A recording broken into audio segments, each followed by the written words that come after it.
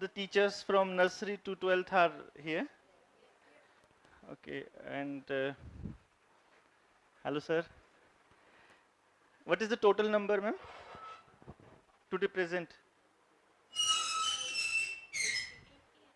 80. Okay, fine. So अभी तक आपको कुछ काम दिया गया होगा करने के लिए. The first was feedback.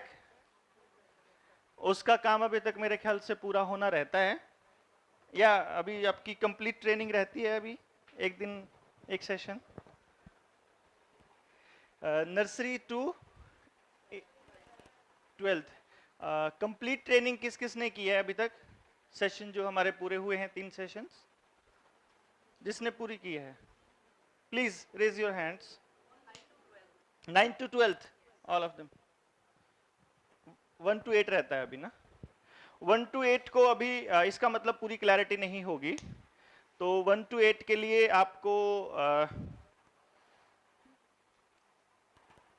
Sessions जो है उसकी वीडियो मिलेगी, आप उसी के थ्रू जानेंगे. आज हम 2-3 चीज़ों पे काम करेंगे. एक तो जो हमने चिट्ठी लिखी है, एक फीडबैक से थर्ड रिपोर्ट को स्टडी करना.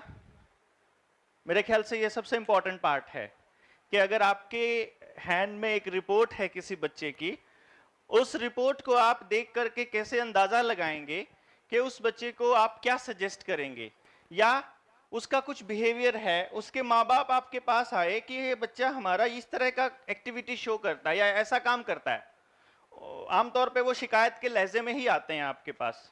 जब कुछ अच्छा हो रहा होता है तो वो सारा क्रेडिट खुद ही ले जाते हैं. मैम को, टीचर को तो वो सिर्फ तब बताते हैं जब उनको ब्लेम आपके ऊपर डालना होता है कि आप कुछ कर नहीं रहे हो. सो वो कुछ बताएंगे कि ऐसा कर रहा है ये. इन दैट केस आपके पास अगर उसकी रिपोर्ट होगी तो आप उस एक ही एक्टिविटी के पीछे, यानी कि अगर मान लो 3 बच्चों की मदर्स आपको एक सिंगल कंप्लेंट कर रही है कि ये बहुत जिद्दी है, फॉर एग्जाम्पल, देखिए बहुत इंपॉर्टेंट है. मान लो हम चारों बच्चों को, चारों टाइप की पर्सनालिटीज आपको मालूम है, हर सेशन में शुरू से लेके आखिर तक के हर पर्सन को पर्सनालिटीज का सारा पता है ना, चारों का. और उसका एक बिहेवियर है कि ये ना जिद बहुत कर रहा है, मान ही नहीं रहा. अब लिसनर भी जिद कर रहा है, आइडलिस्ट भी, एफिशिएंट भी और फ्लैशी भी. आपके सामने रिपोर्ट है उसकी, तो आप उससे कैसे पता लगाएंगे कि वो जिद क्यों कर रहा है? क्योंकि जैसे कि हमने कंप्लीट डिस्कशन जब किया, उस वक्त एक चीज सामने आई थी कि पैदाइशी जिद्दी एक ही है, एंड दैट इज एफिशिएंट. बाकी तीनों की जिद के अपने कारण हैं. जैसे आप उसके सामने आ गया, मान लो फ्लैशी है और वो बहुत जिद कर रहा है, उसका एकमात्र कारण क्या है कि उसकी मां उसे जरूरत से ज्यादा पैम्पर कर रही है. जब वो जिद करता है तो मेरा बेटा, मेरा प्यारू, ये मेरे अच्छे बच्चे, गुड बॉय, गुड बेबी, और इतनी बहुत सारी वो कॉम्प्लीमेंट्स उसको मिलती हैं वो बात मनवाने के लिए. वही तो वो चाहता है. या जब उसकी मम्मा उसकी वो बात नहीं मान रही होती है, तो फिर वो जब रो रहा होता है तो फिर उसकी दादी या उसके पापा फिर, या फिर उसके कोई ना कोई ऐसा पर्सन है जो उसको टोक रहा है. इन दैट केस वो वहां से जो उसको चाहिए फ्लैशी को वो मिल रहा है. क्लियर हो रहा है ना आपको? उसका रीजन, एक्टिविटी सेम है, उसके रीजन अलग अलग हैं. अगर यही काम कोई लिसनर बच्चा कर रहा है, बहुत जिद कर रहा है, इन दैट केस आपको क्या लगेगा वहां से? तब आपका अगला सवाल क्या होगा उसके बच्चे से, उसकी मदर से, सॉरी, कि आजकल इसके दोस्त कौन कौन है. सिंपल, मतलब बहुत सिंपल. आपको वो जिद छुड़वानी है. अगर फ्लैशी बच्चे की वो एक्टिविटी छुड़वानी है, उसके लिए इग्नोर करना पड़ेगा. मान लो वो चीजों को तोड़ रहा है, मान लो वो झूठ बोल रहा है, मान लो वो किसी को गाली दे रहा है, मान लो वो काम नहीं कर रहा है, मान लो वो कुछ भी ऐसी चीज है जो आप नहीं चाहते, तो आपको उसके बारे में टोकना, समझाना, बात करना जीरो करना पड़ेगा। This is the only and the best solution for him, अगर परमानेंट चेंज ऑफ बिहेवियर चाहते हो। क्योंकि जब तक उसको उसके ऊपर छेड़ा जाएगा, बात करी जाएगी, टोका जाएगा, पॉइंट आउट किया जाएगा, डांटा जाएगा, प्रेस की जाएगी, या उसको बहुत प्यार से समझाया जाएगा, कुछ भी करोगे उसको सेंटर में रख के, वो आदत नहीं छोड़ने वाला किसी भी हालत में। वो गिलास को नीचे गिरा रहा है, बहुत झूठ बोल रहा है, झूठ बोल दी, आपने सुन ली, चुप हो जाओ, नो रिएक्शन एट ऑल, देखो ही मत उसकी तरफ, कुछ भी मत करो, सिर्फ आपको 2 दिन करना है। पेरेंट को इतना सजेशन देना है कि 2 दिन, क्योंकि बहुत ज्यादा ऑब्जर्वेशन होनी चाहिए पेरेंट की, तभी वो समझ पाएंगे, लेकिन इतनी अच्छी ऑब्जर्वेशन होती नहीं है। इन दैट केस आपको क्या करना है कि पेरेंट को वेटिंग टाइम दो सिर्फ 7 दिन का, कि मेरे कहने से 7 दिन तक इसकी किसी भी गलत हरकत पर जो आप चाहते हो कोई रिएक्शन ना शो करो, घर का कोई भी मेंबर शो ना करो। 7 दिन तक उसकी किसी हरकत पे रिएक्शन नहीं आएगा तो 7 दिन में वो हरकत छूट जाएगी उसकी, कंफर्म। और जो जिस चीज को चाहते हो कि वो कंटिन्यू करे, वो कंटिन्यूस मांगता है, अप्रेजल मांगता है, उस केस में उसमें कोई दिक्कत ही नहीं है। जैसे ही आप उसको कुछ भी कहेंगे, टोकेंगे, बताएंगे, प्रेज करेंगे, वो उसको समझ जाएगा। क्लियर ना? यही बच्चा, यही एक्टिविटी अगर मान लो किसी एफिशिएंट की है, तो मां बाप को क्या सजेस्ट करेंगे आप? इसके चुपचाप हाथ जोड़ लो, फालतू इसके साथ बहस करने का, इसको समझाने का कोई फायदा नहीं है ही नहीं। क्योंकि ये बच्चे, जैसा कि हम ऑलरेडी आपको एक्सप्लेन कर चुके हैं, दे आर नेचुरल अचीवर्स। उन्होंने वो अचीव कर ही लेना है जो भी उन्होंने अपने टारगेट्स बनाए हैं, तो जरूरत ही नहीं है आपको। तब इन दैट केस उन माँ बाप को, उन टीचर्स को, उन बच्चों के अंदर इनकलकेट करने हैं सिर्फ अच्छी आदतें बचपन से, ना कि टारगेट्स। क्योंकि उसको कोई और इंसान टारगेट दे ही नहीं सकता, उसे कोई और आदमी मोटिवेट शब्दों से तो कर ही नहीं सकता। मतलब शब्दों से आप उसको मोटिवेट नहीं कर पाएंगे कभी भी। हां, एक्शन से कर सकते हैं। उससे आगे निकलने की होड़ अगर उसको पता लग जाए कि मेरे से आगे भी कोई निकल रहा है, इन दैट केस वो अपना टारगेट आपसे बड़ा बनने का, आपसे अच्छा बनने का, आपसे बढ़िया बनने का ले सकता है, या आपसे मतलब इन द सेंस किसी से भी। तब एक रास्ता है, उसके सामने किसी और की प्रेज करेंगे तो भी वो चीजों को ठीक है करो, अपने को कोई फर्क नहीं पड़ता। उसके सामने आप किसी और का एग्जाम्पल दोगे तो भी उसको कोई फर्क नहीं पड़ेगा, वो खुद से ले लेगा। आप कंपेयर नहीं कर सकते ऐसे बच्चे को, कह के मोटिवेट नहीं कर सकते ऐसे बच्चे को, आप समझा नहीं ऐसे बच्चे को सकते, क्योंकि आर्गुमेंट्स अनलिमिटेड करेगा। तो आपके पास कोई ऑप्शन नहीं है उसको बिल्कुल फ्री हैंड देने के अलावा। और ये माँ बाप को जिस दिन समझ आ जाएगा उस दिन हमें क्लियरली पता चल जाएगा। इसका फिर तरीका क्या है? मान लीजिए एफिशिएंट बच्चा ये मान चुका है कि मुझे 40% से ऊपर मार्क्स लेने ही नहीं, मुझे पास होना है, या मुझे सिर्फ 2nd डिवीजन चाहिए, या मुझे सिर्फ 3rd डिवीजन चाहिए। इन दैट केस हम उसे मोटिवेट करना चाहते हैं कि तू वहां तक पहुंचना है जहां हम पहुंचाना चाहते हैं। उसका सिर्फ एकमात्र तरीका क्या है कि 40% वाले की कंपटीशन उस बच्चे से करवा दो जिसको वो अपने से कमजोर समझता है। मान लो वो किसी को कहता है ये इसके तो बस का कुछ नहीं है, तो आपने कहना है अगर इसके बस का कुछ नहीं है ना, तेरे से ज्यादा नंबर लेके दिखाएगा। ये कैसे लेके दिखाएगा देख लेना आपकी बार एग्जाम में। उस एग्जाम में जिसके 60 आ रहे थे और 50 आते, 50 वाले को मोटिवेट करके 65 पे ले जाओ और उसके सामने उसको बोलते हो देखना तेरे से आगे जाएगा ये। बस मतलब थोड़ा जंप, पहला जंप जो है छोटा, वो 60 to 70, 70 to 80, उसके दिमाग में ये आ गया ना, उसके जैसे जैसे बढ़ रहे हैं वो ऑटोमेटिकली जाता जाएगा उसकी उस जिद में और उससे आगे निकलने के चक्कर में। लेकिन अगर 40 वाले का कंपटीशन 80 वाले से करोगे, 90 वाले से, वो लेगा ही नहीं टारगेट आपसे। वो टारगेट ही उसका लेगा जिसको पता है। यानी कि अगर मजबूत सा बंदा है और उसको आप ये कह दो ये जो हल्का सा है ना, ये तेरे को ना कुश्ती में हरा देगा, और मान लो वो हरा भी दे तो वो कुश्ती सीखने के लिए तैयार हो जाएगा अगले दिन से कि इसको हराना, यार ये तो मतलब टिड्डी सा मेरे को हरा गया, इसको मैं देखूंगा अगली बार, लाइक दैट। समझे आप? जो ऑलरेडी उससे आगे है वो उससे कंपटीशन नहीं करेगा कभी भी, है ना? क्योंकि जिससे कंपटीशन उसी से करेगा ना, सिंपली जो जिसे दिख रहा है कि मैं मतलब श्योर विन है, श्योर। क्योंकि ऐसे बंदे को, एफिशिएंट पर्सनालिटी को हर हाल में अपनी जीत चाहिए, तो वो कमिटमेंट भी आपसे वही करेगा जिसमें हर हाल में उसकी विन हो। तो जहां उसको जीत दिखाई दे रही है वो आपसे कमिटमेंट कर लेगा, और जैसे ही वो हारेगा उसकी ईगो पे हर्ट, उसकी ईगो पे लग जाएगा। ईगो पे लगा तो या तो वो सिचुएशन को बिल्कुल गिव अप कर देगा, या फिर वहां से बहुत बढ़िया बनने का टारगेट ले लेगा अपने आप। ये आपकी स्मार्टनेस है, माँ बाप की स्मार्टनेस है। ओवर द टाइम जैसे जैसे हम बातचीत करते जाएंगे आपको वो चीजें पता चलती जाएंगी, क्योंकि एज मैंने बोला कि हमारे पास कुछ शब्दों की वही शब्द हैं, ले दे के घूम फिर के फिर वहीं आ जाऊंगा मैं, तो मेरे पास और कुछ नहीं होगा फिर से कहने के लिए। टेक्निकल पॉइंट वही है, बट जैसे जैसे अलग अलग बच्चों के बारे में हम डिस्कशन करेंगे तो हमारे पास फिर अलग अलग कॉम्बिनेशन आएगा। वो कॉम्बिनेशन फिर हमारे को सीखने के लिए और चीजें प्रोवाइड कराएगा। वर्ड्स वही रहेंगे, बस उस कॉम्बिनेशन को समझ के कैसे समझाना है, ये हमारा अगला टारगेट होगा, ये हमारा अगला काम होगा। और वो जब हम इस रिपोर्ट को जब आपको पढ़ने को देंगे तो और थोड़ी क्लैरिटी आ जाएगी। सो मैम कुछ कहना चाह रहे थे?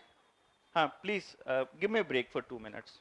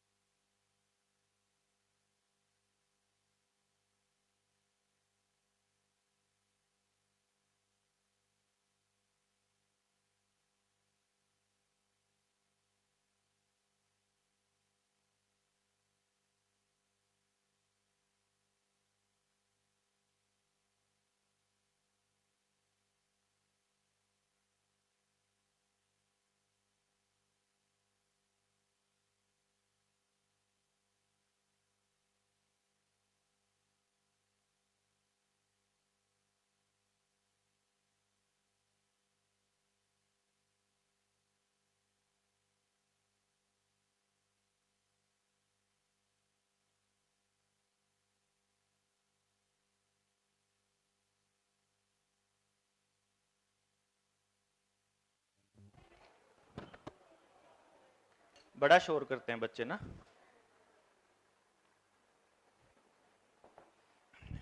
टीचर 2 मिनट के लिए क्लास से बाहर क्या जाए, चुप ही नहीं होते हैं, पता नहीं क्या डिस्कस करते हैं सारा दिन घर पे, पता नहीं क्या करते होते हैं।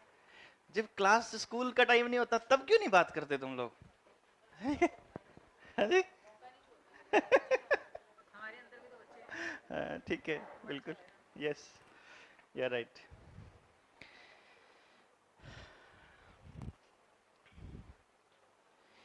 सो आधा पार्ट ये हो गया, जस्ट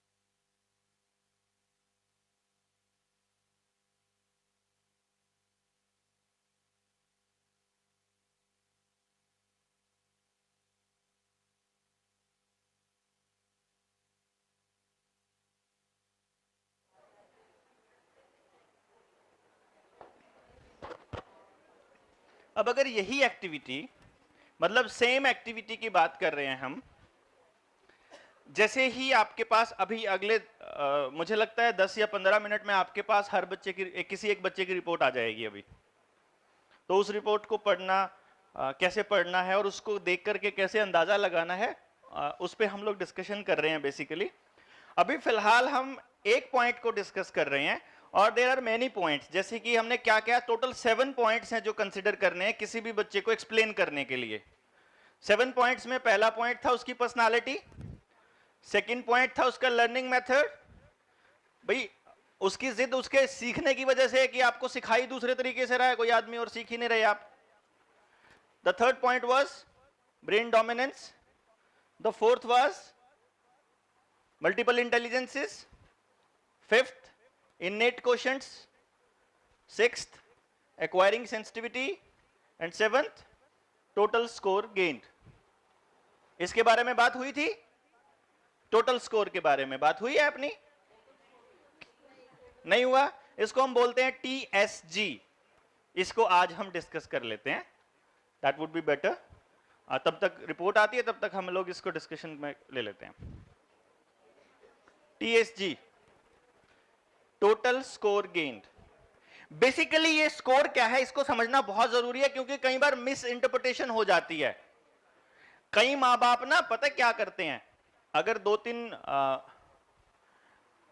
तीन बच्चे हो ना घर में, और आमतौर पे मेरे साथ क्या होता है कि पेरेंट जब अपने बच्चों की काउंसलिंग के लिए आते हैं ना, तो काउंसलिंग के बाद में 1 मिनट से पहले वो सबसे पहले ये भी कहते हैं, सर प्लीज हमारा भी टेस्ट करके बताओ कि हम भी, क्योंकि बिकॉज जब उनको पता लग जाए कि इनके बच्चों के बारे में इतनी सारी चीजें किसी पर्सन को मालूम है, तो उस चीज का प्रैक्टिकल इंप्लीकेशन देखने के बाद वो आपसे खुद भी कहेंगे कि हमारा भी टेस्ट करो। मान लो वो हम उस माँ बाप को जब करा रहे हैं तो 2 बच्चे हो गए फॉर एग्जाम्पल, मम्मी पापा हो गए, 4 लोग हो गए, तो फिर जब वो रिपोर्ट लेके बैठते ना, देख मेरा 124 है, तेरा 136 है, मेरा इतना ऐसा करके तो वो सोचते हैं कि ये दिमाग है, कि मेरा दिमाग इतना है, तेरा दिमाग इतना है, ऐसा। मतलब ये उस आम आदमी के बारे में, because you are teachers, you are counsellors, तो आपको उसका थोड़ा सा रिलेवेंस पता होना चाहिए कि उसका मतलब क्या है एक्चुअली। किसी का स्कोर ज्यादा या कम है, उसका यह मतलब नहीं है कि उसका दिमाग ज्यादा या कम है। जैसा कि हम लोग ऑलरेडी सारे के सारे डिस्कशन का हमारा निचोड़ ही ये निकला है कि दिमाग ज्यादा या कम नहीं है, उस दिमाग का पर्पस ऑलरेडी डिक्लेयर्ड है, उसमें ज्यादा कम का तो सीन ही नहीं है। और उसका सबसे बेस्ट यूटिलाइजेशन तभी होगा जब उसके एनर्जी फ्लो के अकॉर्डिंगली उसको काम दिया जाए, उसको टास्क दिया जाए, चाहे वो टास्क कोई भी हो। एनर्जी फ्लो डिक्लेयर कर रहा है कि उसका ब्रेन किस टाइप का है, ना कि कितना है। Something very urgent is being discussed. ये वो लोग हैं जिन्होंने फाइनल ट्रेनिंग नहीं करी है, तो मतलब you are all learned persons. तो मेरे को रोक दिया करो, अगर आप ऐसा कोई एक्टिविटी आपको करनी है आप मुझे रोक दीजिए, कोई दिक्कत नहीं है, हमें कोई जल्दी थोड़ी है, कहीं पहुंचना थोड़ी है। मैं रुक जाऊंगा, आप आराम से पूरा काम करिए, उसके बाद जब हम करें, क्योंकि मुझे लगता है कि फिर जब सवाल आता है ना, तो मेरे को ऐसे करना पड़ता है कि ये बात मैं ऑलरेडी बता चुका हूं, तब तो आम चूरण खा रहे थे और फिर सवाल पूछते हैं। फिर क्लास में भी तो ऐसे ही करते हैं ना आप लोग।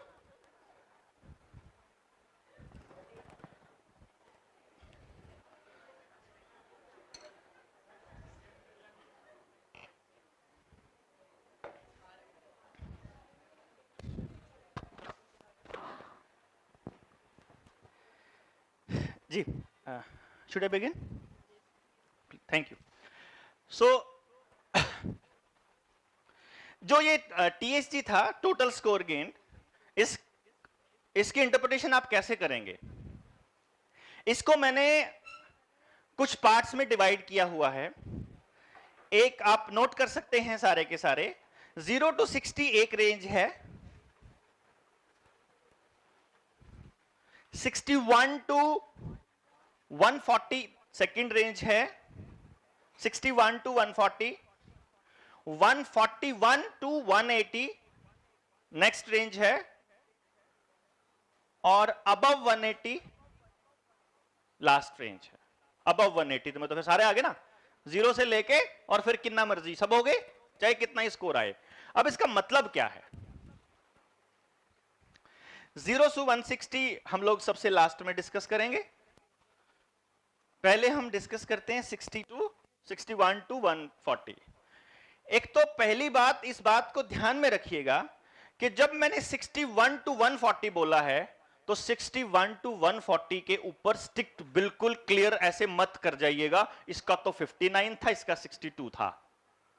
यह समझिए कि 50 वाला भी 65 वाली रेंज में आ सकता है और 67 वाला भी 60 से बिलो वाली रेंज में आ सकता है।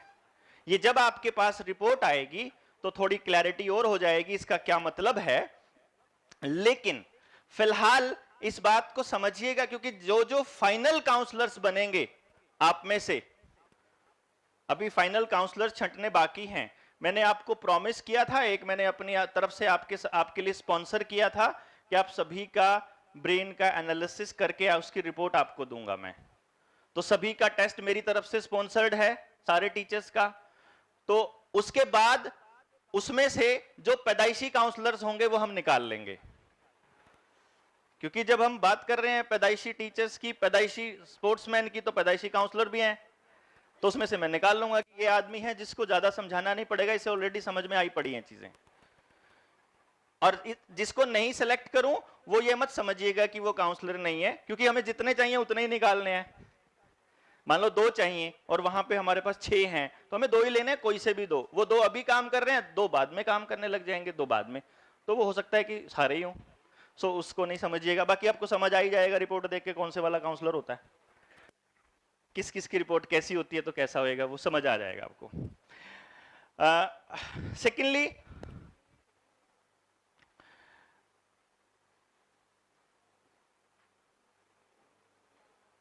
सिक्सटी टू 140 वाले में अभी जब रिपोर्ट आएगी तो बताएंगे इसका मतलब क्या है। 60 टू 140 समझ लेते हैं पहले एक बार। इसका मतलब है कि वो बच्चे के पास जो एनर्जी का लेवल है या उसके ब्रेन में न्यूरॉन्स हैं वो ऑन एन एवरेज क्वांटिटी में है। समझ रहे हैं? ऑन एन एवरेज का मतलब क्या है? इसका मतलब ज्यादातर लोग उस रेंज में हैं, मैक्सिमम लोग, मैक्सिमम पॉपुलेशन उस रेंज में है। और इसका मतलब है कि वो बंदा फोकस्ड लर्नर है। इसका मतलब है कि वो ज्यादा से ज्यादा 2 चीजों के ऊपर कंसंट्रेट कर सकता है विद कंप्लीट रिस्पॉन्सिबिलिटी। मतलब उस बच्चे को अगर आप पढ़ाई के साथ स्पोर्ट्स के साथ एक्स्ट्रा करिकुलर एक्टिविटीज, उसके साथ ट्यूशंस, उसके साथ खेत का काम, उसके साथ घर का काम, मार्केट का काम, दुकान का काम और बहुत सारी चीजें अगर आप जिम्मेदारी दे देंगे तो वो पजल हो जाएगा। आप में से जिसका टीएसजी 60 टू 140 है, जिसका टीएसजी 60 टू 140 है और अगर उसके पास घर की जिम्मेदारी नहीं है तो वो मैडम या वो टीचर घर जाते ही सबसे पहले पसरेगा, भाई आ गया, एक काम खत्म हो गया, अब दूसरे काम पे हाथ नहीं लगाना। अगर जिम्मेदारी देखो, आपका अपने बच्चे की जिम्मेदारी है, घर की रिस्पॉन्सिबिलिटी तो करना पड़ता है, वो एक अलग चीज है, बट करके खुश नहीं होंगे, ये पक्का है। यानी कि वो मल्टीपल टास्क नहीं कर सकता। वो ज्यादा से ज्यादा 2 जिम्मेदारियां निभा सकता है कि भैया हमसे ना नौकरी करवा लो और बच्चे पलवा लो। बच्चे पालने के अलावा, नौकरी के अलावा तीसरा काम अपन नहीं करेंगे। या तो घर संभलवा लो, बच्चों को तुम पढ़ा लो, या बच्चों को पढ़ा लूंगी तो घर संभालने के लिए मेड रख दो। ये मेरे से नहीं होता, दिमाग खराब रहता है फिर 24 घंटे। वो समझ में आ जाता है कौन से वाला है, जिसको होता है पता लग रहा है। नहीं, अभी आएगा, अभी आगे लिए सारी रेंज आने दो, सबकी जिम्मेदारी मत लो, है ना। तो इस तरह के बच्चे को आप अगर उनकी एक्टिविटीज देखेंगे, आप अगर उनका काम देखेंगे कि कैसे काम कर रहा है वो, तो आपको समझ में आ जाएगा कि अगर उसकी परफॉर्मेंस कहीं पर भी सही नहीं है, इन दैट केस आपको क्लियरली पता लग जाएगा कि क्योंकि ये मल्टीपल टास्क की वजह भी एक प्रॉब्लम हो सकती है कि बहुत ज्यादा जगह एंगेज कर रखा है उस बच्चे को, इसलिए उसकी परफॉर्मेंस नहीं आ पा रही, क्योंकि वो बच्चा फोकस्ड लर्नर है। तो उसको एक काम, अगर वो बच्चा खेलने में भी बहुत अच्छा, मान लो उसकी रिपोर्ट कहती है कि he is a very good sports person, और वो रिपोर्ट कहते हैं कि स्टडी में भी वो बहुत अच्छा रहेगा, साइंसेस भी बहुत अच्छी करेगा, तो जिसका स्कोर 140 को बिल्कुल एग्जैक्ट मत मान लो, 135 तक ले लो, ये समझो कि 135 तक जिसका स्कोर आता है, उसके माँ बाप को बहुत क्लियरली बोलिए कि इसके ऊपर एक चीज का फोकस रख लो कि तुम्हें स्पोर्ट्स में परफॉर्म करना है या पढ़ाई में, और दूसरी चीज को टाइम पास के तौर पे, फिटनेस के लिए या उसके लिए रख लो बस। उसमें दोनों में बराबर रिजल्ट की इच्छा मत रखिए और बराबर रिजल्ट की इच्छा को थोपिए मत, बस इतना ध्यान रखना है। रिजल्ट आएगा, वो अगर पैदाइशी प्लेयर भी है और वो भी रिजल्ट आएगा, बट अगर उसके ऊपर प्रेशर आ जाएगा, इन दैट केस बहुत प्रॉब्लम हो जाएगी। और ये ज्यादा केसेस में क्या होता है, मैक्सिमम केसेस में 140 बिलो टीएसजी जो है वो लिसनर्स का ही पाया जाता है।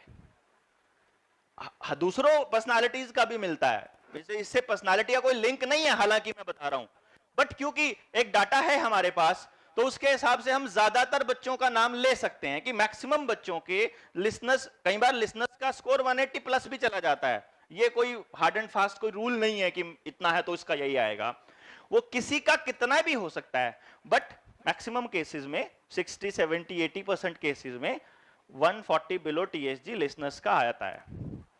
तो उस केस में आप ये भी समझ सकते हैं कि अगर आपने उसको ये कह दिया कि मुझे तीनों की परफॉर्मेंस, मुझे दोनों में चाहिए परफॉर्मेंस, तो वो उसको सीरियसली ले भी लेगा बट परफॉर्म नहीं कर पाएगा।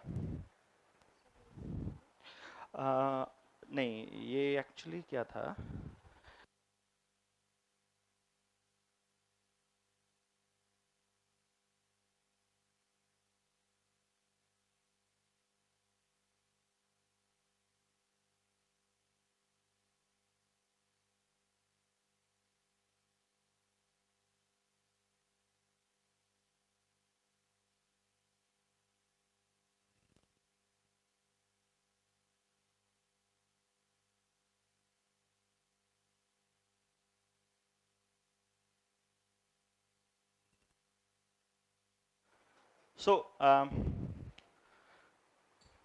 क्लियर हुआ ये पॉइंट?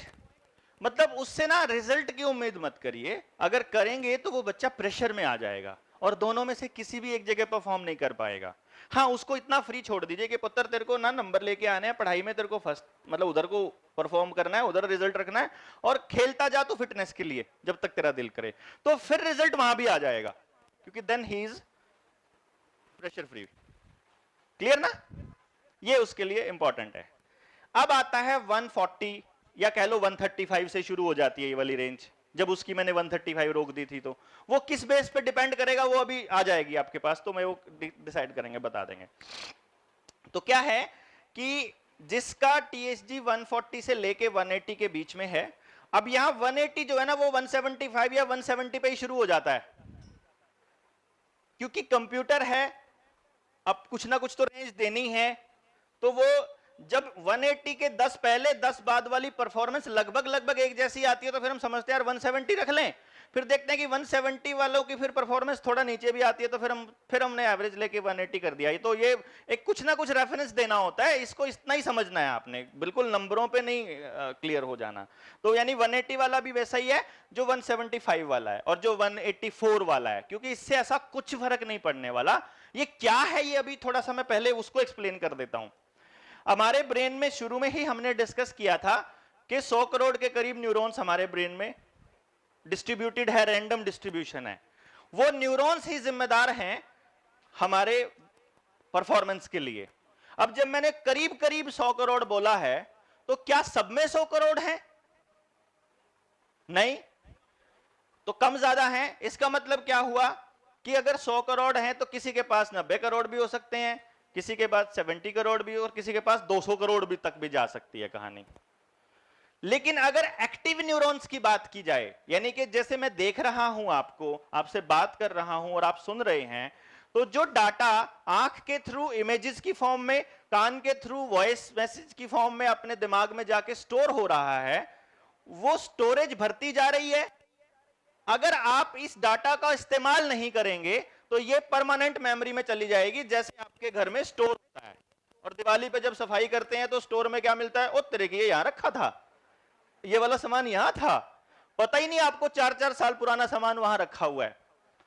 आपको जब बचपन में कभी चलते हुए साइकिल गिरी थी या ठोकर लगी थी, उस जगह से गुजरोगे तो वो सामान पड़ा हुआ एकदम आएगा, अरे यहां पे तो मैं छोटी थी तब पड़ी थी, यहां पे मुझे याद आया ठोकर लगना, अभी आ गया होगा दिमाग में, क्लिक कर गई होगी वो चीज, किसी की दांत टूटा था, किसी का गिर गए थे, किसी का क्या हो, तो वो सब याद आ जाएगा। अपना नहीं आएगा, अपने बच्चों का से रिलेटेड मान लो कोई बात आती है तो वो आ जाएगी। सॉरी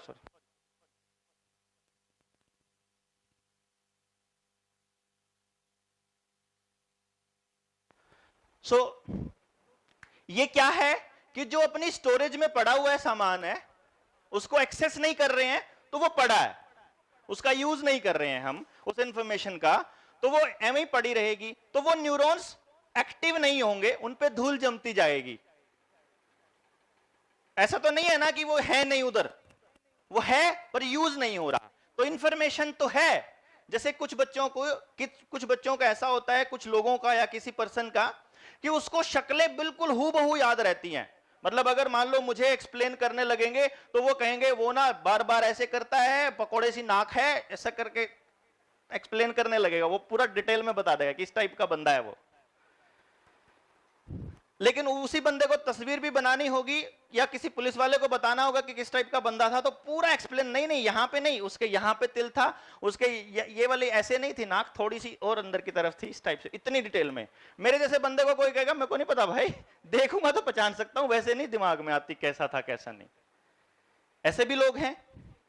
इसका मतलब वो जो देखा उसने भी था, देखा उसने भी था, दोनों ने देखा, उसकी पिक्चर छपी, आंख ने उसकी तस्वीर ली, मैसेज दिमाग को भेज दिया। अब हमारा वो न्यूरॉन कितने एक्टिव है, विजुअल इंटेलिजेंस वाले, वो बताएंगे कि आप उसको एक्सेस कितना कर सकते हो,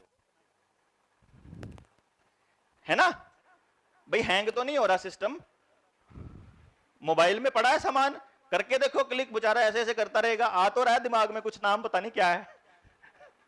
मोबाइल में भी ऐसे होता है ना, ऐसे दिमाग में भी होता है। So like that. तो बेसिकली क्या हो रहा है कि वो सारी इंफॉर्मेशन ऑलरेडी हमारे पास स्टोर है, और जो स्टोर्ड इंफॉर्मेशन को हमने एक्सेस करना है तो वो आपकी उस इंटेलिजेंस पे डिपेंड करेगा। अब उस इंटेलिजेंस की कैपेसिटी सबकी ज्यादा है। मान लो हम ये मान के चलते हैं, जैसा कि कहा जाता है, देखो मुझे नहीं पता बिकॉज मैंने इस पर रिसर्च नहीं की है, बट दुनिया ये कहती है कि हम 2-3% दिमाग का इस्तेमाल करते हैं। अब किसी के पास 100 करोड़ न्यूरॉन है और वो 2% इस्तेमाल कर रहा है उसका, तो 2 करोड़ न्यूरॉन इस्तेमाल कर रहा है, और किसी के पास 150 करोड़ है और वो भी 2% कर रहा है, तो उसके 3 करोड़ हो गए। इसका मतलब उसको याद थोड़ा ज्यादा रहेगा, चीजों को याद ज्यादा कर सकता है, एक्सेस ज्यादा कर सकता है। जिस प्रकार से आपका अगर मोबाइल की रैम छोटी है तो चीजों को एक्सेस करने में टाइम लगाता है, रैम बड़ी होगी, प्रोसेसर स्पीड से होगा, तो फटाफट फटाफट एक ही साथ मल्टीपल टास्क कर सकता है। एक ही कंप्यूटर पे 6 काम कर सकता है। एक कंप्यूटर ऐसा है जो क्लिक करने के बाद वो घूमता ही रहता है। समझ आ रही है पॉइंट क्लियर? कि ये मल्टीपल टास्क, इसका ये मतलब नहीं है कि वो कंप्यूटर जो है वो बहुत तेज है और वो मतलब वो कंप्यूटर जो है वो बहुत अच्छा है और वो खराब है, नहीं, वो बहुत तेज है क्योंकि उसका प्रोसेसर ज्यादा है, उसकी रैम बड़ी है, और काम वो भी उतना ही कर सकता है, वो भी उतना ही, उसका प्रोसेसर स्लो है। तो 140 से 180 वाले के पास न्यूरॉन्स ज्यादा हैं, तो उसका परसेंटेज अगर उतना ही इस्तेमाल करता हो आम आदमी जितना ही, तो वो नंबर ज्यादा होएगा। अगर नंबर ज्यादा होगा तो वो मल्टीपल टास्क कर सकता है, मल्टीपल चीजों को एक्सेस कर सकता है। तो वो बच्चा, वो बंदा कैसा होगा, वो स्कूल में भी पढ़ाएगा, ट्यूशंस भी पढ़ा लेंगे। आप में से ही होंगे ऐसी टीचर्स, आप में से होंगे आप ऐसे लोग जो यहां भी पढ़ा रहे हैं, टीचर्स वो घर में ट्यूशंस भी पढ़ा रहे हैं, यहां तक के प्रॉपर्टी डीलिंग भी कर रहे हैं, यहां तक के कोई पड़ोस का मोहल्ले का कोई काम है कॉलोनी का कि सीवरेज बनाना है, वो उसमें भी पार्टिसिपेट कर रहा है, वो मतलब और जगराता कराना है उसमें भी पार्टिसिपेट कर रहा है, ब्याह शादी है पड़ोस की वो भी काम कर रहा है, और उसमें सब में मजा आ रहा है उसको। He is loving that all.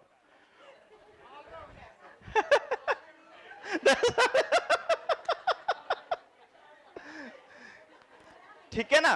अब जैसे सबकी उंगली इनकी तरफ गई, ठीक, अब अगर ये बच्चा पता लग गया कि इसका 140 प्लस TSG है, अब अगर इसकी जिंदगी खराब करनी हो, इसको बैठ के करने वाला काम दे दो।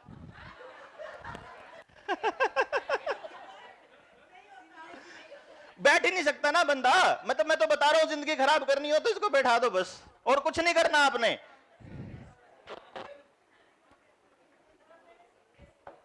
हाँ जी।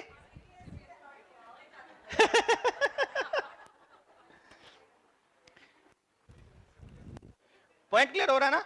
मतलब ऐसा बंदा क्या कहता है, घर में बैठा होएगा ना छोटा बच्चा, मम्मा क्या करूं, मम्मा मम्मा क्या करूं, बता दो ना क्या करूं, कुछ पढ़ ले। ये पढ़ना नहीं, कुछ और बताओ ना। पढ़ना नहीं, बिकॉज देखो पढ़ना तब चाहेगा when he is loving that, जब वो कुछ सीख रहा है उससे। बट अगर वो सीख नहीं रहा और बस मेरली याद करना पड़ रहा है, तो पढ़ने को छुड़वा के आप उससे जो मर्जी करवा लो, क्योंकि पढ़ने में बैठना पड़ता है, फिर वही प्रॉब्लम ना। देखो मैंने कहा इस बच्चे की जिंदगी खराब करनी है तो इसको बिठा दो, मतलब इसको पढ़ने को कह दो और इसको पढ़ा दो। भाई सचिन की मां ने उसको पढ़ा के IAS भी बना दिया होता ना, IAS को की कुर्सी पे बैठना होता है, होगी जिंदगी खराब। मतलब सच में जिंदगी खराब उस बच्चे को। अगर उस बच्चे को आनंद ही स्ट्रगल में आता है, उसको मजा ही पंगे लेने में आता है।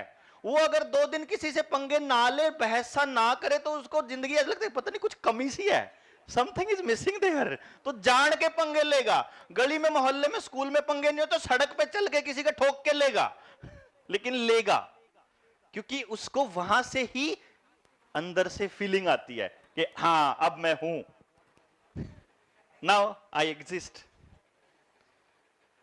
पॉइंट क्लियर हो रहा है? इस बच्चे को अगर आप ये कहो ना पढ़ाई पे ध्यान दे, बाकी कोई काम नहीं करना, तो वो कहेगा अल्लाह मैं पढ़ता भी नहीं, तो क्या करोगे? फिर वो पड़ोस में जाएगा, अपने दोस्तों से बात करेगा। बच्चे बड़े खराब हैं इस क्लास के। तो फिर वो दोस्तों के पास जाएगा ऐसे ही करते हैं ना बच्चे, टीचर का मुंह फिरते ही।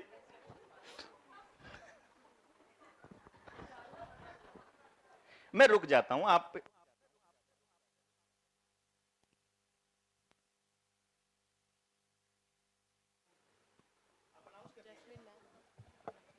Jasmine ma'am, sir is calling you.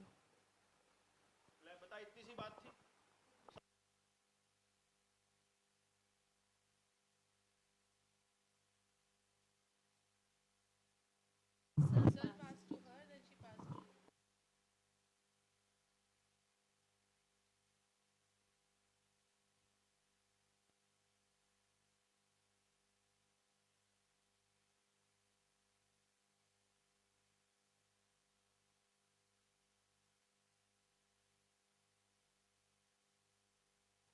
Clear? हाँ डन, थैंक यू।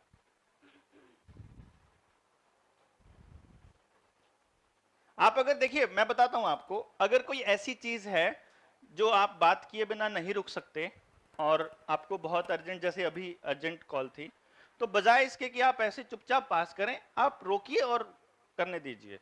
बिकॉज एक सेंटेंस आपने मिस कर दिया, एक सेंटेंस आपने, पहले आधी मैं मिस कर लेता हूं खुद, तो आपके हिस्से एक ही 2 सेंटेंस आएंगे बस, फिर एज अ होल देखा जाए तो इसलिए थोड़ा सा ना मेरे को बता दीजिए कि ये इशू है। इसलिए मैं बता रहा था कि जैसे हम बार बार डिस्कस करेंगे ना, तो और चीजें निकल के आएंगी। मुझे भी नहीं पता मैं क्या बता रहा हूं आपको, मैं क्या मिस कर रहा हूं, बट जिस वक्त मैं आपसे दोबारा बात करूंगा मुझे एकदम ध्यान आ जाएगा कि मैं ये मिस कर गया था, अब बताता हूं। और वो जब तक रियल क्वेश्चंस नहीं होंगे ना, हम लोग नकली क्वेश्चंस में उलझे पड़े रहेंगे। रियल क्वेश्चंस तब आएंगे जब आप चीजें आपको क्लियर होंगी, और जब वो आएंगे तो वो चीजें अंदर से निकल के आएंगी मेरे से, क्योंकि मेरे पास कोई डॉक्यूमेंटेड फॉर्म में नहीं है। ये इतने 1000 बच्चों का एक्सपीरियंस ऐसे नहीं, मतलब मैं डॉक्यूमेंटेड रख सकता उसको। अगर उसको एक्सप्लेन करने लगूंगा तो वो लग जाएंगे, और फिर वो उन्हीं का होगा जो पिछलों का होगा, जो आगे आएंगे वो भी तो अलग है उनसे। So this can not be documented. जो ओरिजिनली जो सही जो टेक्निकल नॉलेज है वो फिक्स है, वो सबका फिक्स है, और बाकी जो जो आता जाएगा उसका अलग अलग है। उस अलग को डिफरेंशिएट करना मैं सिखा रहा हूं कि जो सामने पड़ा हो उसको देखना है तो कैसे देखना है। जैसे अगर एक्सरे मशीन में डॉक्टर को सिखाया जाता है कि अगर इस तरह का पैच हो तो वहां पे अल्सर हो सकता है, इस तरह का हो तो वहां पे मतलब हड्डी में कोई दिक्कत है या कैल्शियम की कोई दिक्कत है, वो पता लग जाता है ना, डॉक्टर को लाइट की तरफ देखता है और वो चीजें रिपोर्ट में लिखी नहीं होती कहीं पे भी, लेकिन वो डॉक्टर देख सकता है उसको, क्योंकि वो उसको इंटरप्रेट करना सिखा रखा है। उस बच्चे की वो बीमारी पहले थोड़ी आई है, तो वो इंटरप्रिटेशन बता रहा हूं मैं आपको, क्योंकि अब वही पार्ट है सबसे इंपॉर्टेंट। आपके सामने रिपोर्ट पड़ी होगी और मम्मी कह रही होगी ऐसे करता है, और आप कहोगे ना ना ऐसे कर ही नहीं सकता, मैं कह रहा हूं नहीं कर सकता। अगर आप कह रहे हो नहीं कर सकता तो गारंटी वो नहीं कर सकता, फिर कॉपी करके लाया कहीं से। समझ रहे हैं आप? मतलब वो ओरिजिनल नेचर नहीं है उसकी। तो आपके पास उस बच्चे की original nature, original capacity, original सब कुछ वहां पे सामने पड़ा होगा, तो आप पूरे कॉन्फिडेंस के साथ बोल पाएंगे कि ये बच्चा ओरिजिनल नहीं है इस वक्त। मान लो मैं आपको एक एग्जांपल बता रहा हूं, और आमतौर पे मैं इसका जिक्र करता हूं, मैं नाम नहीं लूंगा बिकॉज कॉन्फिडेंशियल होता है, किसी भी बच्चे की रिपोर्ट कॉन्फिडेंशियल होती है, और मैं आमतौर पे जिक्र करता हूं, हमने यहां नहीं जिक्र किया था, या किया था मैंने, जिसका बहुत लो लॉजिकल इंटेलिजेंस था, बच्चा 10 सीजीपीए ले रहा था, एफिशिएंट पर्सनालिटी वाला। किया था मैंने? नहीं किया था, सॉरी। तो मैं आपको एक्सप्लेन करता हूं वो थोड़ा सा। एक बच्चा है, मेरे किसी नोन का है, मेरे फ्रेंड के फ्रेंड का बच्चा है, और वो मैं उसकी रिपोर्ट करता हूं। मैं उसे कहता हूं यार अभी तो वो 12th में है, मेरे को बोलते हैं डॉक्टर साहब वो 12th में है हमारा बच्चा, उसका आपको टेस्ट करना पड़ेगा और बताइए मुझे जल्दी से उसका मैं क्या करूं, मैं पीएमटी की तैयारी करा रहा हूं। तो मैंने कहा जब पीएमटी की तैयारी करा ही रहे हो तो पीएमटी करने दो उसको। देन ही सेज कि नहीं मुझे ना थोड़ा सा क्लैरिटी हो जाएगी, आप अगर कह देंगे फिर मैं थोड़ा जी जान से लग जाऊंगा, नहीं तो फिर थोड़ा सा डाउट रहेगा दिमाग में कि मुझे करना चाहिए कि नहीं। मैं कह चलो देख लेते हैं। तो क्या हुआ कि मैंने कहा देखो आपको ना इसकी काउंसलिंग के लिए चंडीगढ़ ही आना पड़ेगा, मैं यहाँ पे चंडीगढ़ से बाहर काउंसलिंग नहीं करता, अभी मैं इसके प्रिंट ले लेता हूँ। और मैं उसके एक शहर से प्रिंट लेके दिल्ली आ गया, बीच में से होता हुआ 15 मिनट लगे थे मुझे। ठीक है जी, रात को मैं 11 बजे 11:30 बजे मैं उस बच्चे की रिपोर्ट तैयार करने लगा। रिपोर्ट तैयार करते टाइम मुझे वहां से क्या कंक्लूजन निकला कि उसका बहुत लो लॉजिकल इंटेलिजेंस था, लोएस्ट, और लोएस्ट लिंग्विस्टिक इंटेलिजेंस था। जिस बच्चे का लॉजिक और लैंग्वेज ये दोनों लोएस्ट हों, वो बच्चा पढ़ने के लिए नहीं बना। शॉर्ट वो पढ़ने के लिए नहीं बना, एकदम क्लियर कि उसको तो मतलब तीसरी क्लास में पढ़ने से पीछा छुड़ा दो तो अच्छा है, सर्टिफिकेट ही चाहिए तो कहीं से अरेंज कर दो सिंपली, उसके लिए पढ़ना समझो नरक है। अब मैं उस बच्चे को देख रहा हूं घर आने की, जब मैं वहां पे बैठा हूं दिल्ली में, तो मैं टेस्ट कर रहा हूं, वो बता रहा है, और मुझे उसके पापा की वो बात याद आ रही है कि मेरा बेटा पीएमटी की तैयारी कर रहा है। अब पीएमटी की तैयारी तो बहुत इंटेलिजेंट, सो कॉल्ड इंटेलिजेंट बच्चा कर सकता है, जो बच्चा पढ़ने के लिए नहीं बना वो तो नहीं कर सकता ना पीएमटी की तैयारी। सो मैंने उसी पर उसके पापा को रात को ही फोन किया कि भाई साहब इसका 10th का रिजल्ट क्या रहा था। ही सेड कि 10 सीजीपीए था, 10 सीजीपीए और लोएस्ट लॉजिकल एंड लिंग्विस्टिक, कहीं पर भी मैच नहीं करता। मैंने कहा ऐसा है, कब से 10 सीजीपीए ले रहा है? कहता ये तो जब से पढ़ता है तब से ही 10 सीजीपीए आया है, कभी क्लास में सेकंड आया ही नहीं। Can you imagine that situation? And इससे भी बड़ी बात बताऊं, he is an efficient personality. वो बच्चा एफिशिएंट पर्सनालिटी है, 10 सीजीपीए है, लॉ लॉजिकल और लिंग्विस्टिक है, पढ़ने के लिए बना नहीं है, मान किसी की सकता नहीं, एफिशिएंट है ऑब्वियसली, मान नहीं सकता किसी की, बट फिर भी वो पढ़ने के लिए नहीं बना, और उसका इंट्रा पर्सन भी हाई है। इंट्रा पर्सन मतलब खुद को जानता है। अब वो बच्चा खुद को जानता है कि मैं पढ़ने के लिए नहीं बना, फिर भी वो 10 सीजीपीए ले रहा है। इसका मतलब ऐसा क्या चीज है जो उसको कंपेल कर रही है पढ़ने के लिए? मुझे वो जाननी थी। मैंने फोन किया, भाई साहब कल आ रहा हूं, सारी अपॉइंटमेंट कैंसिल, जब से वो पढ़ रहा है, तीसरी क्लास से लेके 10वीं क्लास तक की जिंदगी मेरे दिमाग में घूम रही है उस बच्चे की, कि जो बच्चा किसी की मान नहीं सकता, सेल्फ कोग्निटिव बच्चा, एफिशिएंट पर्सनालिटी, और वो ये कह रहा है कि 10 CGPA है, तो उसकी जिंदगी कितनी नरक के लेवल पे होगी, मुझे वो जानना था। सिंपली मेरा पर्पस यही था कि वो कितना बैड फील करता होगा। एंड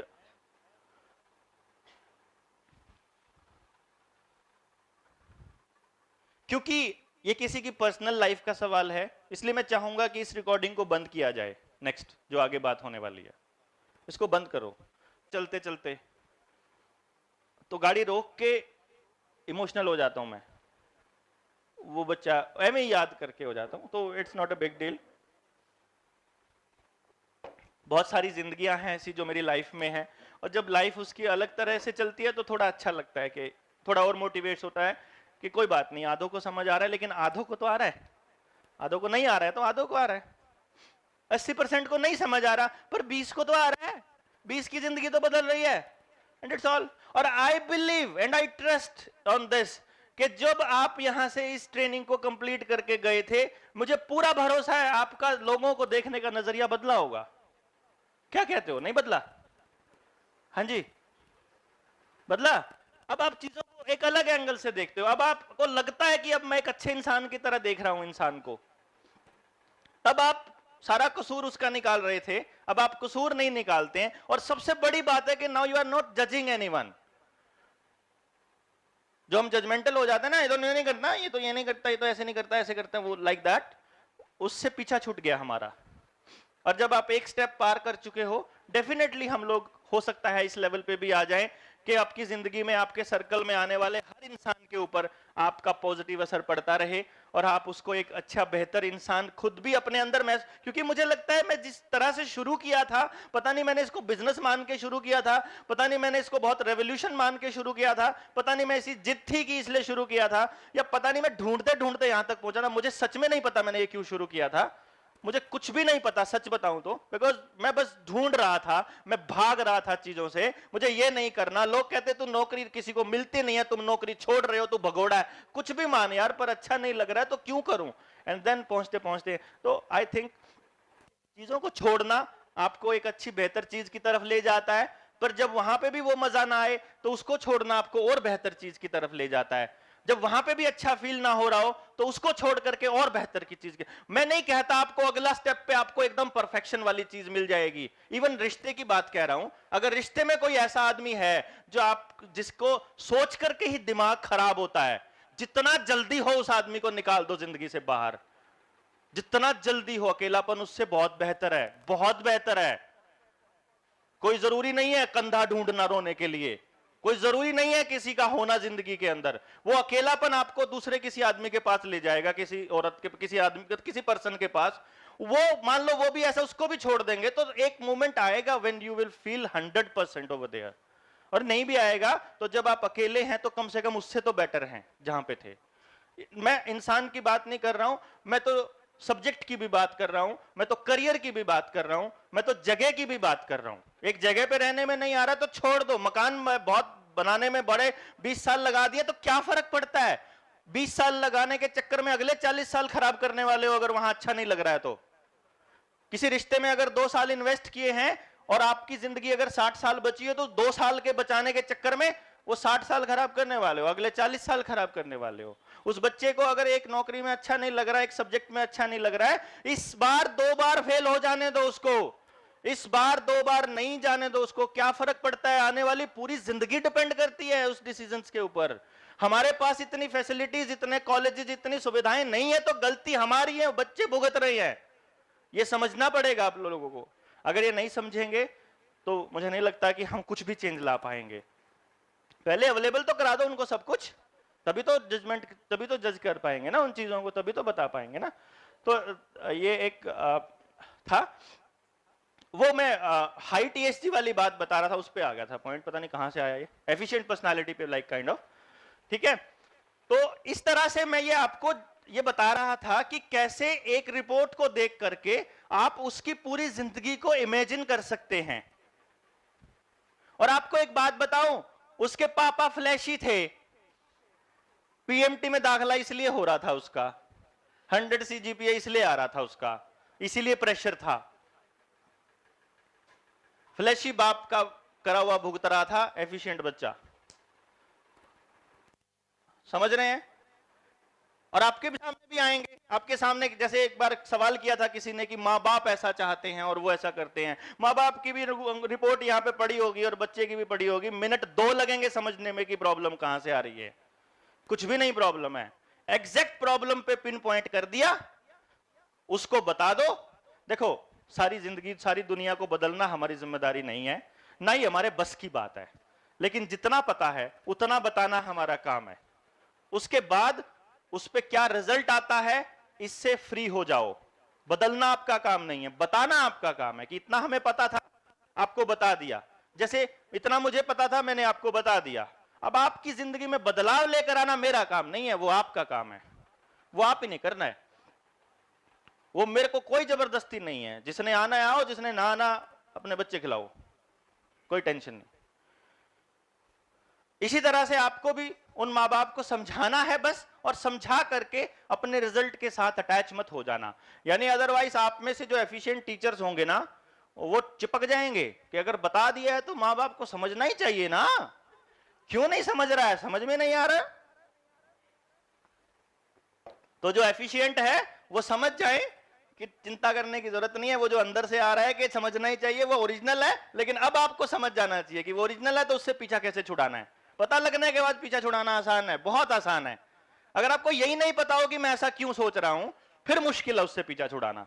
अगर आपको यही नहीं पता हो कि मैं क्यों, ठीक है। अब मैं आपको बताता हूं, एफिशिएंट लेडी ने पता नहीं कैसे, वो हस्बैंड उसको रोज मार रहा है, वो उससे नफरत करती है, वो उसके साथ बिल्कुल रहना नहीं चाहती। हम, मैं कह रहा हूं उसको छोड़ क्यों नहीं देती, कहते नहीं पति तो अपना ही है। क्या प्रॉब्लम है यार ये, क्योंकि अगली ने डिसाइड कर लिया कि रहना इसके साथ ही है। और दिक्कत ये कि टारगेट दूसरा ले बैठी। अब उस टारगेट को अगर पता लग जाए उसको कि मेरे दिमाग में ये अंदर से इसलिए आ रहा है क्योंकि भाई तूने डिसाइड कर लिया था, और पुराने डिसीजन को लेके अब तक मत बैठे रहो, उसको मत ढो, समझ जाओ, अब तो समझ जाओ। एंड देन वो उसको समझ आ जाता है कि ओ छुड़ाओ, हे भगवान। And then the life is easier.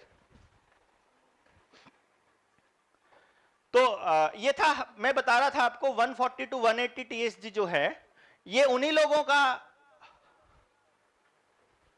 जिन लोगों का 140 to 180 है, ये उन लोगों का है जो मल्टीपल टास्क करने के लिए बने हैं। उन बच्चों के लिए, उनके माँ बाप के लिए आपको क्या इंस्ट्रक्शंस देनी है या उनको क्या सजेशंस देने हैं, तो उनको बोलना है इसको सुबह उठने से लेकर और रात तक बैठने ही नहीं देना। जैसे मैं कह रहा था, पहले वाले माँ बाप को बताना है कि इसको बस पढ़ने के लिए ले जाओ, ज्यादा से ज्यादा खेलने के लिए ले जाओ, फालतू चक्करों में पढ़ने की जरूरत नहीं है। खेलना कैंसिल करा के एक्स्ट्रा करिकुलर एक्टिविटीज में ले जाओ, एक्स्ट्रा करिकुलर एक्टिविटी कैंसिल करा के स्पोर्ट्स डांस में ले जाओ, डांस कैंसिल करा के आर्ट क्लास। मान लो आप 6 क्लास ज्वाइन कराना चाहते हो, 140 बिलो वाले को एक छुड़वा के दूसरी कराओ, एक छुड़वा के दूसरी। 140 प्लस वाले को एक के साथ दूसरी, दूसरी के बाद तीसरी, तीसरे के बाद चौथी, लगे रहो उसका, तो इसको छोड़ना ही नहीं फिर। क्योंकि जिस दिन वो छुट्टी पे घर में होगा, वो सबसे ज्यादा प्रॉब्लमेटिक है वही बच्चा। वो बच्चा सुबह उठने से लेकर के, जब वो, उसकी पहचान क्या है कि 3 या 4 साल की उम्र में वो 2 ही काम कर रहा है, या तो सो रहा है या दौड़ रहा है, ये पहचान है उसकी।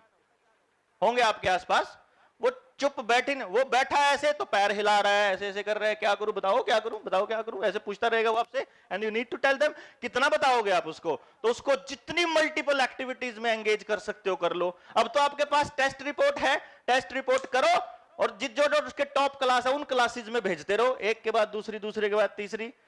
और जब वो बड़ा होगा 10वीं तक, वो अपने पैशन से ऑलरेडी मिल चुका होगा, वो आपको एकदम बोला ये नहीं करना अपन ने, ये करना है। एंड जब वो हो गया, टेंशन खत्म जी, आपका तो काम खत्म हो गया ना। आपका काम था उसको उसके ओरिजिनल चीज से मिलवाना, उसके बाद आपका कोई काम नहीं। यही तो हम करने चले हैं। अब 180 वाले को 170 तक भी काउंट कर सकते हो आप, कि भाई 170 वाले को भी, क्योंकि अगर 172 है किसी का, उसको 180 प्लस वाले में काउंट कर सकते हो। अब 180 प्लस वाला कौन है? ये वो बच्चा है जिसको समझने की औकात मेरी रिपोर्ट में तो नहीं है, और ना ही ये अभी तक दुनिया के किसी सिस्टम में आई है। इसका इतना कॉम्प्लेक्स ब्रेन है, इतना कॉम्प्लेक्स ब्रेन है, इतनी हाई एनर्जी है कि इसको जितना देते हो उतना कम है। जितना टफ काम होगा उतना मजा आएगा इसको, जितना मुश्किल काम होगा। पागल होने वाले काम जितने हैं, मतलब पागलों की तरह लगने वाले, वो दे दो इसको। मतलब इससे आपको 24 में से 36 घंटे काम कराना पड़ेगा। मतलब इसके इधर से भी कराते रहो, इधर से भी, दोनों हाथों से करा के रखो, दिमाग से अलग से करा के रखो। ये मतलब जैसे मल्टीपल टास्क, मतलब 140 से 180 वाला था, वो 4-5 काम एक साथ कर सकता था। ये 170 प्लस वाला 20 काम एक साथ करा लो इससे चाहे। मतलब ये और पता ही नहीं है क्या। अब इसकी प्रॉब्लम क्या है? इसकी प्रॉब्लम ये है कि जब ये क्लास में बैठा हुआ है और टीचर पढ़ाने लगती है, ये लेसन खोलो, वो सोचता क्या बोर करा रही है यार, लेसन खोलो, ये पेज नंबर दिस, हाँ ज्योति यू स्टैंड अप और इसको रीड करो। मान लो आप ऐसा करिए, या आप रीड कर रहे हो, आपने रीड किया, आपके 2 शब्द सुने, उसको उसका मतलब समझ में आ गया। Now the brain is block, आपकी बात सुनेगा ही नहीं, आपकी बात उसको पल्ले पड़ेगी ही नहीं। आपने लेक्चर देना शुरू किया, पहली 5 मिनट में समझ लेगा आप क्या कहना चाह रहे हो, आखिर में आगे आपको सुनेगा ही नहीं।